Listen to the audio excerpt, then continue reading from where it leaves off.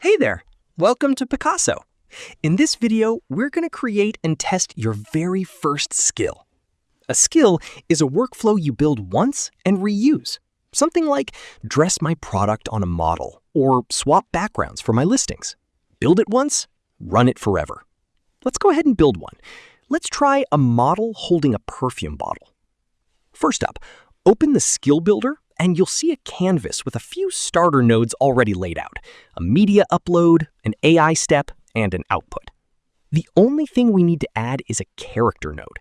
That'll allow us to select a human model when we run the skill, who will be holding the bottle.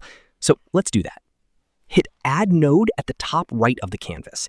A palette slides in, find the Asset Selection node, and drag it onto the canvas.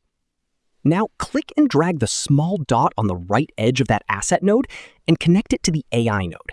This ensures that whichever human model we'll select goes to the AI model along with our instructions. Click the Asset Selection node to open its settings. We've already pre-selected the stock characters library, so all you need to do is pick the character you want to use.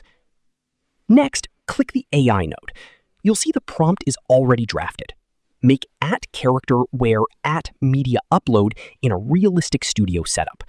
Those mentions are referencing your connected nodes, so the AI knows exactly what to pull in when it runs. Once you're happy with the prompt, hit Save and Run. Piccaso saves your skill, publishes it, and drops you straight into run mode. And this is where it comes together. Your skill is now a simple form. Upload a product photo, pick your character, and hit Run. A few seconds later, you've got your image, ready to download or push to your store. That's it. You've built and tested your first skill.